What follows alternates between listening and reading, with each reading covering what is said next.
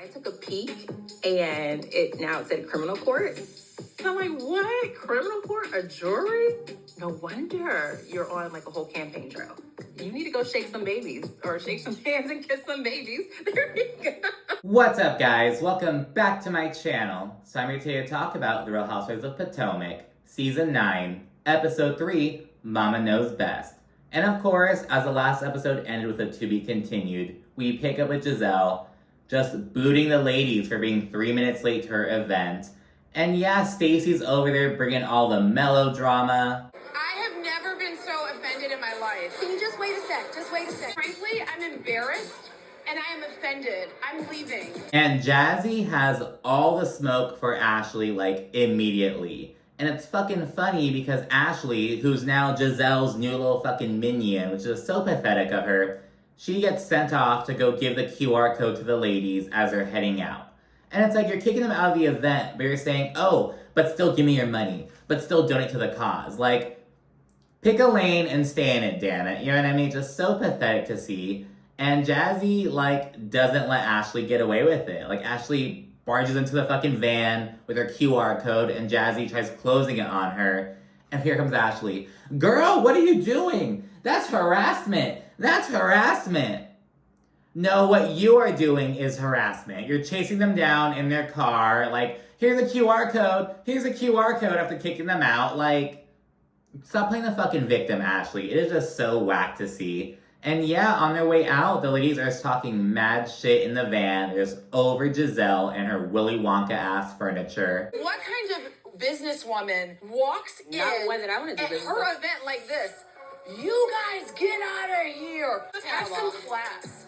Her. I don't want to do coffee, tea. I don't want to decorate her tacky ass house. I don't want to do for her, okay? Damn Willy Wonka ass furniture. Nasty woman. And the very next day, Stacey has Karen, Ashley, and Jassi over. Jassi arrives first, and they're debriefing, like, girl, what the fuck was that about? Like, kicking us out with security? Like, do we need security around these people? Like, oh my gosh, just kind of debriefing. Ashley then arrives, and she immediately tries playing the fucking victim, but Jassi shuts her the fuck down. Well, Ashley, I do want to genuinely say that although you were not welcome in my Sprinter, I am sorry that the door closed on you. A little sore today, actually, Jassi. You're not, because I reenacted it, and I was glad to know that it actually closes like softly. But you didn't know that initially when you pushed the button. Bye-bye. You tried to close the door, but it opened, thankfully. Not that you knew it would. Ashley, I did know it would. That type of stuff Number is one, really Ashley, What the is going on? And remember, Jassi was meant to be a full-timer, and Kiarna was a friend of, but somewhere along the way, they got switched. And now Jassi's the friend, while Kiarna is the full-timer. And I'm like, Kiarna must really bring it later on this season, because as of right now, like, Jassi is much more, like, entertaining, a lot more involved. But again, the tides must shift later on the season, but we'll see what happens with that. Karen then arrives, and Ashley, again, who's Giselle's minion this season, she really confronts her over her whole double booking bullshit. And in turn, Karen immediately brings up the whole Inquisition party. It's like, so you're confirming you pulled that bullshit ass move because you're angry at Giselle, which we already know, but it's like, why else would you be bringing this up as a response? Like, this has nothing to do with the event you were at, you know what I mean? Anyways, Ashley responds by being like, oh, it wasn't an Inquisition party. It was a nice little deflection event. It was a deflection event. Because again, Karen really didn't address anything. She just handed Mia the baton, had her get in the hot seat, all that shit. And Karen's like, oh, Ashley, I know that you're not the one to talk about deflecting, because you always deflected with Michael Darby and his bullshit. And I'm like, okay, Ashley wasn't, like, addressing this shit, but would she, like, pass the baton to other people, like, to get away with it? Like, I feel like it's not like an apples to apples kind of thing. I feel like Karen's deflecting is not the same as Ashley's alleged deflecting. Like, I really feel like those aren't the same kind of thing. Karen then tries playing the victim over her DUI, like, I was just in an accident. I could have lost my life. And here comes Ashley. Or taking the life of someone else. Yep. And it's like, yeah, girl, come back down to reality. Like, oh, I got drunk and got behind the wheel of a car. I could have died. Yeah, or you could have killed an innocent person. Like, you're not the victim here, Karen. Like, oh my gosh. Karen responds by bringing up Ashley's Uber gift cards. And she's like, that was shady as fuck of you. And you should take those and get those bunions off your feet. That human being of an acorn, like, get those taken care of. And it's like, again, here comes Karen, like, with her bullshit, her little bag of tricks. And Ashley's like, oh, my bunion? Yeah, I have 2 of them. And Stacey gives this funny-ass little shady confessional about Ashley's bunions. And here comes Ashley's bunions. Where did they come from? Ashley is a beautiful woman, from top to ankle. And at that point, because Ashley's feet were brought up, she then tells Karen to be more concerned about whether or not she's gonna get jail time. And Karen's like, oh, Ashley, like, acting like it was such a low blow, when it's like, it's kind of a fact. Like, it could be a low blow, but I mean, girl, like, it's right there. Like, come on now. And yeah, moving on, Stacey and Jassi then bring up the whole G&A shit again, and they say they can move on if they get an apology from Giselle, which they will be waiting on. And I just love how the newbies are really holding their own, standing their ground, taking on Giselle and Ashley, basically. Like, you know, like, no, that was not okay. She owes us an apology, and she's gonna fucking give it to us. And I really love it. We then see a home scene with Wendy and her mother. And Wendy shares that she's gonna spend her birthday, her 40th birthday, in North Carolina with the girls because Mia's taking them all to Lake Norman, which is near Charlotte. She's really excited, talking about how, you know, she grew up down there. She's really looking forward to it. So that's the first little cast trip. And Wendy then shares that Eddie's father reached out to text her Happy Mother's Day. And it's a really big deal because the families do not get along. Like, Eddie's family, they don't talk to him. They weren't at his wedding. Like, they just aren't fans of Wendy's family, basically. But in the spirit of him reaching out and trying to, like, mend fences to an extent, she's thinking of inviting them to her 40th birthday party. And her mother is all for it. We then see Kiana have her mother over, and she looks just like her. Like, oh my goodness. And she's asking what Kiana's plan is, like, basically, what's going on with you and Greg? Like, are you moving in together? Are you guys gonna get married? Like, what's going on? But Kiana says that she doesn't want to be the thirsty ring girl. She doesn't want to be like, oh, give me a ring. But her mom's like, no, you aren't the thirsty ring girl. You're a confident woman who's just looking for love. Like, don't, you know, play yourself like that, basically. Like, it's perfectly reasonable. And, you know, I think that Kiana's just kind of trying to, like, take it step by step. We also learned that her man, Greg, has 3 daughters, and he's divorced. And, you know, she really gets along with the kids and all that stuff, but she's kind of trying to figure out what's going on. But they just moved in together. I feel like it's kind of soon to be like, okay, you moved in, where's the ring? It's like, we're going this route, you know what I mean? We're taking it step by step. We're seeing how we can, like, cohabitate. But of course, Kiana's mom is trying to look out for her. She doesn't want her to, like, be left high and dry, essentially. And she wants to make sure that this is going somewhere. But it is, like, they moved in together. Like, so I don't know, there's that. But again, as the title says, Mama knows best, you know, whatever. We then see Giselle's twins get ready for prom. And in her confessional, Giselle admits that she overreacted at her event, and she took her anger out on the ladies who are collateral damage when she was really upset with Karen. So she's acknowledging that, you know, good for her, little baby steps. But again, she's only acknowledging this shit and, like, being a bigger person this season because she doesn't have Robin. Like, was Robin the reason why Giselle was, like, the villain all this time? Like, I don't really understand, like, what the whole situation is. Anyways, then see Jamal Bryant roll in. He has this he's dressed way too young. He has this Gucci fucking denim jacket on with its sleeves cut off and shit. It's like, okay, like, not the real look for you. And we learn that he has a girlfriend now. And it's like, okay, like, who cares? Anyways, then segue to Mia. And she and Ink are on a little staycation just in an effort to kind of have some privacy away from Gordon. Because again, Mia and Gordon live in the same building. I guess Gordon is, like, still really leaning on Mia. Like, he called her because he had a hangnail he wanted to get taken care of. He was like, I don't know where my favorite coffee cup is. Like, he is just one of those dudes who is incapable of, like, fending for himself, basically. And it's like, oh my gosh, like, And it makes you wonder, like, okay, did you move into the same building as Mia, like, for the kids or for yourself? And it really seems like it's the latter. I hate to say it, but, like, it is what it is. Anyways, let's see Jacqueline roll in with her kids and her on and off boyfriend of, like, 14 years, who's actually her ex-boyfriend right now. And they're there because it's his birthday and want to celebrate, and it's like, your on and off boyfriend of 14 years? Like, oh my god, like, have some self-respect, Jacqueline. And, like, you're not even with him right now, but you're throwing him a little birthday party. It's just so... I'm kind of over it, Jacqueline. Like, is she even is she even a friend of? Like, is she, like, a technical friend of? I think she is. But it's like, okay, Jacqueline, whatever. And this is actually the guys' first time meeting each other. So they're in the kitchen, chit-chatting, having some drinks.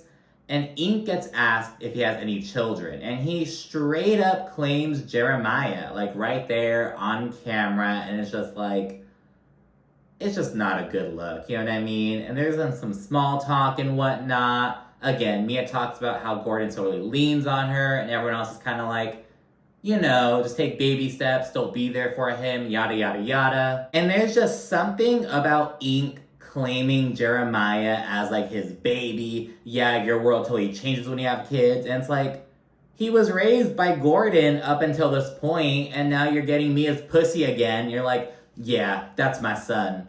That's my baby. It's like, it just feels so sinister. It just feels like yucky. I don't know. I just didn't really like that he was just outright claiming him like that on camera, like when you haven't gotten a DNA test yet. And even if you had gotten a DNA test, it's like, why are you acting like you've been some fucking doting ass father? Like, okay, dude, like whatever floats your boat, I guess. We then see Stacey and TJ meet up to work out. And there's all this little awkward sexual tension before he straight up says that he's not gonna sleep with her. And he doesn't really sound interested in doing so either. And it's like, what is this? Oh my gosh. Wondering, like, why did he have to give us the big balls? Because that's what every black man wants. Listen. Speaking of balls. They're 10. Yeah. Speaking. Listen, I ain't sleeping with you, man. I'm just not going to do it. You don't have to say it like that. I'm sorry. Right? Like, I want to hear what I want to hear. How much do you want to sleep with me? On a scale of 1 to 10. On a scale of 1 to 10. The letter K. What does that mean? 0. And Stacey says that although TJ is celibate, he's worth the wait. I guess he was married in the past and intimate with them, or I don't know if he's been celibate his whole life, but I don't know. There's just some awkward, weird vibes with him. Like, I don't know. It's kind of odd. Everyone's kind of like, Stacey, that man does not like you. And it's just like, because even if he is celibate, like, you have to be so fucking awkward and, like, weird with her. Like, okay, whatever. And TJ then asks Stacey where she's at with her divorce, like, after their workout and stuff.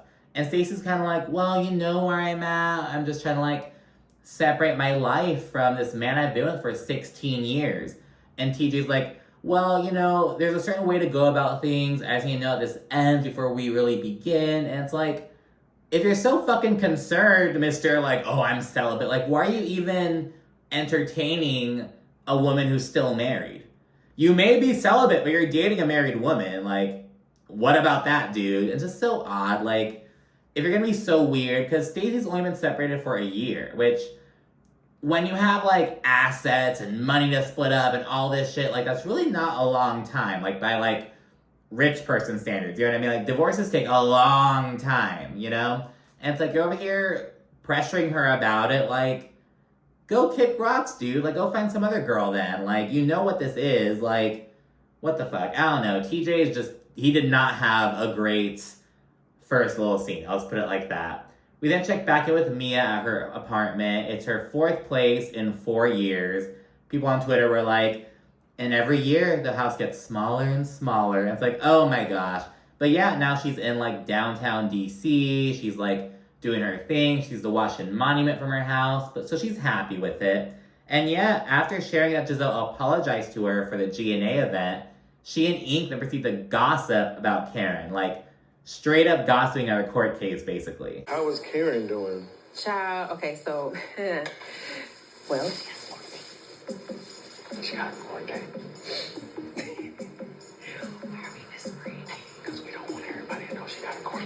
It's embarrassing. And Mia adds that it's criminal court, like with a jury, and she's like, oh my gosh, now it makes sense why she's out here campaigning and shit. Like, she's really sweating bullets, you know what I mean? And just the manner in which she and him are talking about it is just so gossipy and bad. Like, oh my god. The penultimate scene is Giselle meeting with Ashley, Wendy, Stacey, and Jassi. And Giselle says that she feels like the newbies are under Karen's spell, so she wants to get to know them outside of Karen. And it's like, well, bitch, you had the chance to do that at your GNA event. They were both there to support you, and you shut that down. Like, don't put it all on Karen. Like, yes, Karen does have this little bag of fucking tricks, you know what I mean? But like, okay, Giselle, like, act like she hasn't been this fucking villain this whole time. Like, Karen just has the girls under a spell. Okay, Giselle, whatever. And once Stacey and Jassi roll in, Jassi immediately is like, oh, Giselle, I love how, like, loving and warm you're being this time around. Like, I love to see it. Just kind of really bringing up how she mistreated them at her GNA event. And Giselle responds by acknowledging that she took her anger out on them instead of Karen, and she apologizes. And once Wendy rolls in, she is flabbergasted that Giselle actually apologized. And you know damn well Wendy's probably also kind of like, why couldn't you apologize to me in the past? You're apologizing to these new girls all quick. And it's like, wow, was it really because, like, Giselle had Robin, like, her ride or die on her side, and now she doesn't? She's like, oh my gosh, I have to change it up. Like, I really don't understand how Giselle's moving, or like why she's moving so differently this time around. Like, it makes no sense. Giselle then takes the opportunity to ask Stacey a bit about herself. And when she learns that Stacey is unfortunately going through a divorce, Giselle's like, well, you sound sad about it. When I was getting divorced, I was happy towards the end. That's because Stacey says that she and her husband are just growing apart after 16 years. Their relationship just kind of died. Giselle, you got divorced because Jamal couldn't keep it in his fucking pants. Like, these are two different divorce scenarios. And the whole, like, you're sad? Why are you sad? I was happy I got divorced. And Stacey's like, I'm never gonna be happy about a divorce. Like, that's just not a thing. And here comes Ashley being like, oh, and she has a new friend. She has a new friend as well. Kind of trying to be like, that's why she's... It just doesn't make sense, because Stacey's saying she's upset about it, and Ashley's like, oh, but she has a new man, so it's fine. Like, she's moving on. And Stacey's, like, aghast over this. She's like, Ashley, I have told you these things in confidence in my home, getting to know you, and you're here just blabbing my business out the fucking table? Like, just so not cool. And Stacey's a total class act, and she just still tells Ashley that's not fucking cool. And Stacey says that Ashley is proving herself to not be the person she thought her to be. And Ashley's confessional proves that she knew exactly what she was doing. I didn't know that you were going about telling people individually. I didn't know that. I didn't even know TJ wasn't being the spill. The way it was conveyed to me, you just had a friend. She talks about Vivian all the time. If TJ's just a friend like Vivian, then what's the big deal? Why can't I just say his name? And afterward, Giselle offers some support and kind words to Stacey. She basically tells her, hey, you know, your happiness is really important in keeping your child happy. So if this new man makes you happy, just go with it. Like, tries being supportive. Stacey accepts it. We can tell she's, like, pissed off at Ashley. Rightfully so. And finally, the women all arrive to the airport to fly to Charlotte. Giselle says that she and Karen are going to have a serious conversation once they get there. So we'll see what's up with that. And everyone's there except for Stacey, because I guess Stacey's uncle passed away in an aviation accident, and because of that, she refuses to fly during the month of May. Because mind you, she has a second house in Germany. You know she flies, but like, just during the month of May, I guess that's when the tragedy occurred, she's decided to not fly. So, you know, the women all respect that and handle their business. Upon landing, the women all break up in different cars and chit-chat and whatnot. Giselle and Wendy chat about Catholicism. Because remember, we learned that Wendy's Catholic. Was it last season or season before last? I think it was last season. We learned that she's Catholic. And now we're learning that Giselle has, like, always gone to Catholic church, except when she got with Jamal, who's Baptist. But now she's divorced, she goes to Catholic church on Sundays, and there's kind of chit-chatting about that. And seem to be enjoying their time together. But again, Giselle's like, I'm actually enjoying Wendy. Can you imagine that? Oh wow, once you stop being a fucking terror, oh, I'm enjoying her. Like, okay. And Wendy's kind of like, we're taking baby steps. We're just kind of testing the waters, seeing what's up. So yeah, we're seeing that go on. Mia then asks Karen how she's doing, and Karen says she's going through a lot. Her back is against the wall, and she can't really talk about it too much because she doesn't want to incriminate herself. Which is smart, arguably, but it's like, the news is out there, girl, and you're on the show, like, okay, whatever. In her confessional, Mia says she's trying to be there for Karen, but the first step is admitting that you did the thing, that you fucked up. And she says that Karen isn't there yet. She hasn't gotten to that point yet, basically. And the episode ends with Karen saying that this will show her who her true friends are, and we see a little sneak peek of what's to come on this trip. We need Karen to own up to her. What the have I done to you for you to lie on me? Don't ask me about my scar! I'm well respected in this group. I don't have to be, I think that. Driving while impaired by alcohol. This is what you're defending. You wanted to go to rehab for alcoholism? Should I be worried about you? But anyways, thanks so much for watching. Be sure to like, comment, subscribe, and of course, stay tuned for more. Thanks again. Bye.